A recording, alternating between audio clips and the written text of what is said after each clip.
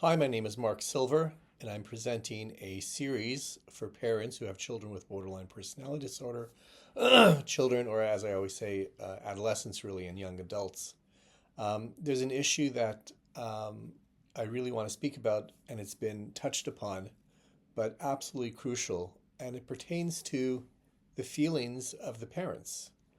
And by that I mean many children with BPD will have periods of rage and anger and frustration, panic attacks. They may feel socially isolated. They may have concomitant issues with alcohol or drugs, academic or learning problems, and the list can go on. And it could be absolutely exhausting, but particularly exhausting when the parent loves and cares and provides appropriate supports for the child. And yet the child appears ungrateful all the time, angry all the time, suggesting that the parent never does enough, intimating that the parent never does the right thing, stating that the parent's choices are always erroneous and foolish. And the bottom line is that the parent can become not just physically exhausted and emotionally overwhelmed, but just plain angry and even begin to feel hatred towards the child. This is a very unpopular thing to talk about, but it needs to be noted. In clinical therapy, there's something called transference and countertransference. And transference really refers to the feelings that the client or patient has during therapy induced by the therapeutic alliance with the psychotherapist. And these different thoughts and feelings from the patient's past are, although from perhaps months or even years ago, are brought up in the here and now. And as those feelings are discussed because of something that's said or occurs within the context of the therapy, it can be quite therapeutic and helpful. Similarly, the therapist can have what's called countertransference feelings, which means that the therapist, during the course of therapy, speaking with the client or patient, may also have, thoughts or feelings. I mean, the therapist has had a life from months or years before, and there's something about the interpersonal interaction, the psychological and emotional back and forth with the patient, which brings up these feelings in the here and now for the therapist, and that's called his countertransference feelings. And he can utilize the countertransference as a means to better understand not just himself, which is important, but more importantly in the context of therapy, the actual relationship with the individual he's dealing with and trying to help. In a sense, if you're a parent and your child has a borderline personality disorder, you're a therapist. You may not be a clinical expert, may not be a healthcare expert. The truth is you may have very little understanding about these things because they can be quite nuanced and complex. Still, over the course of many, many years, the parent realizes that they're a kind of therapist. They try to understand the psychological needs of the child. They try to discern the emotional ups and downs, the erratic behaviors and unstable moods, and why their child feels anger and frustration and so on. And the parent can become so overwhelmed that the parent begins to feel anger and hatred even towards their own child at times. And sometimes that anger and hatred can linger and spill over into weeks and even months at a time, where there's perhaps little social interaction between child and parent. This is particularly true where the adolescent grows into a young adult, and what happens, he moves out of the home,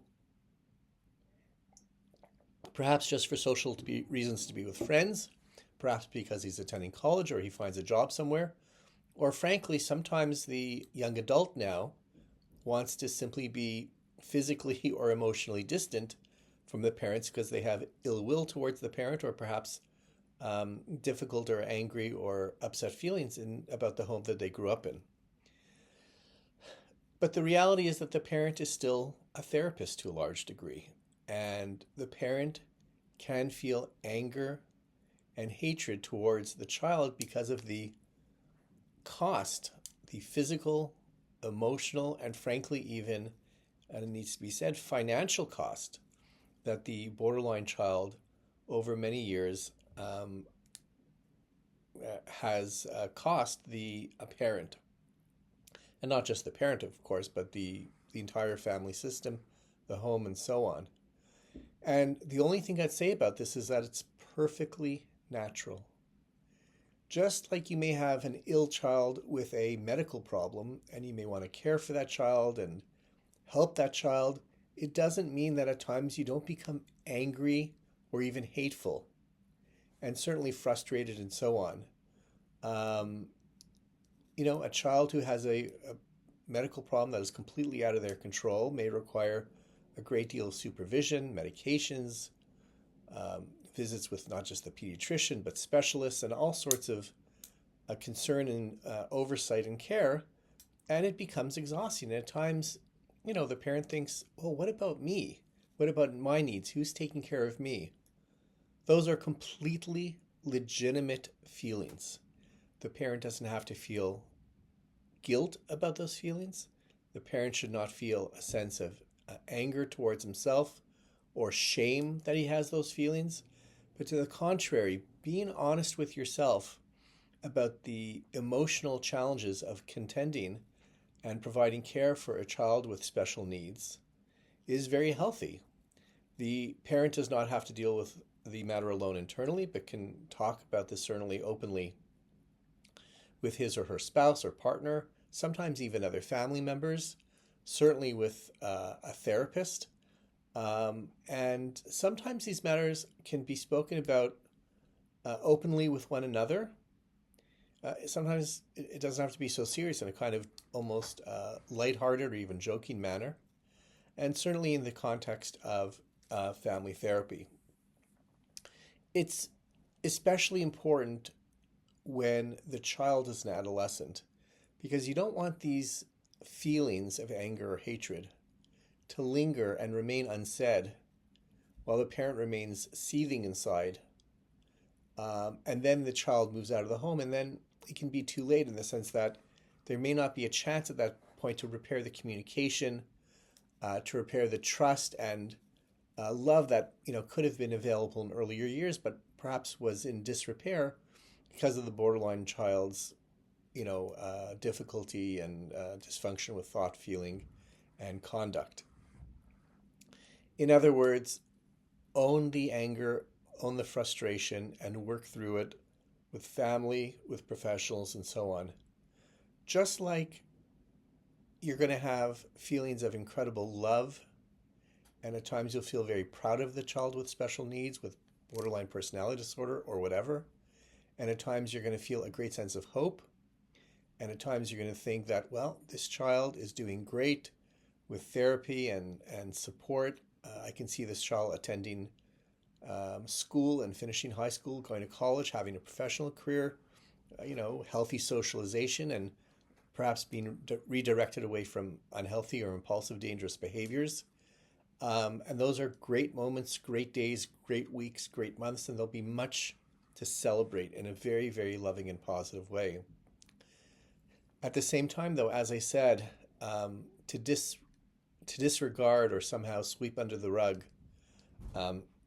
the anger and the frustration that the parents have, or even at moments feelings of hate towards the child, is not helpful. It's natural when you're asked to do a great deal. It's natural when some of your own hopes and dreams for the child or for the family become either disrupted or redirected or perhaps, lost altogether. It's natural when the borderline child costs you a fortune in healthcare costs or special education adjunct or whatever else, medication and so on, and time and energy and so on. I think that being honest with oneself about these matters, with the family in the context of professional help, just like we want the borderline child, which is, the subtitle of my book, to ultimately become authentic and to have the emotional strength to accept ownership of his own issues, and to have the psychological wherewithal to recognize when he's being impulsive or difficult and understand his needs internally and interpersonally. I think we want the same thing for the parent. And the parent who can be authentic about these things and honest with himself and the family and healthcare professionals, I think it might also, in many cases, provide a good mirroring or model for other family members to say, we become frustrated and angry at times with you. And certainly we can become very frustrated and angry at times with normal children, and frustrated and angry and even hateful times with close friends or other family members for one reason or another. But we want to be as honest as possible so that the shame is not held internally. It can be spoken about in a healthy way, not through recrimination, not through degradation or demeaning words or phrases or emotional harm. But as I said, sometimes in an almost joking, lighthearted manner, so that the parent does not walk around with these countertransference thoughts and feelings, so that the parent is not overly burdened with anger or hatred, feeling that so much of them is being ripped apart because of the very neededness of one particular child in the family. And I think ultimately, as we begin to recognize our own challenges as parents, even at the best of times, we'll have a much better sense of how to care for ourselves as parents. Because the truth is, and I said this in a previous video, I believe, you need to take care of yourself first and make time for yourself first, and to recognize your own frustrations and anger first. The classic example, I think I've mentioned this, you're on an airplane and there's an oxygen issue and the oxygen masks come down. You're told to first put your own oxygen on, secure it, breathe, calm down for a few seconds, orient yourself, and then take the mask for the child and put it on their head and help them calm down and make sure they're oriented and that they're breathing correctly. Because if you're not able to breathe, no one else in the family is going to be able to breathe. You're the caretaker, you're a role model. Undoubtedly, the children idealize you as a positive caretaker in many respects. But at the end of the day, you deserve to take ownership and to understand the very happiest and loving and positive aspects of your child's life, and to also consider and understand the difficulties and the challenges and those things which may make you particularly angry and even hateful to a child at a particular moment, or even for longer periods due to their behavior. I wish this was spoken about more, because whenever family issues come up with parents and so on, it's always about positivity. It's always about recognizing your child's needs. It's always about,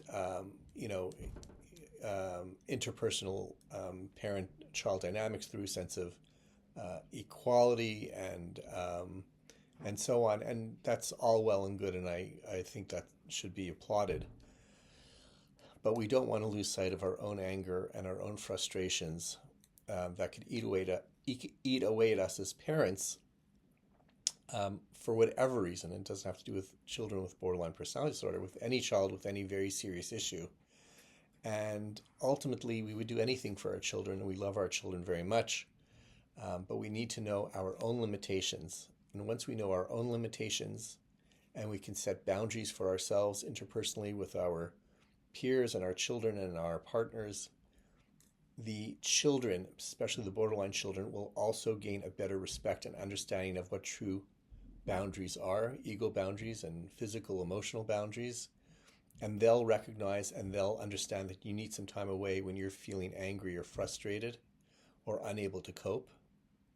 And this needs to be spoken about as openly as possible, with consideration for helping yourself, for helping the child, and for helping the family system as a whole. So ultimately, years down the line, as there is therapy and healthy supports, there'll be a true opportunity to reestablish and reclaim a much better sense of trust and communication and love between and among family members.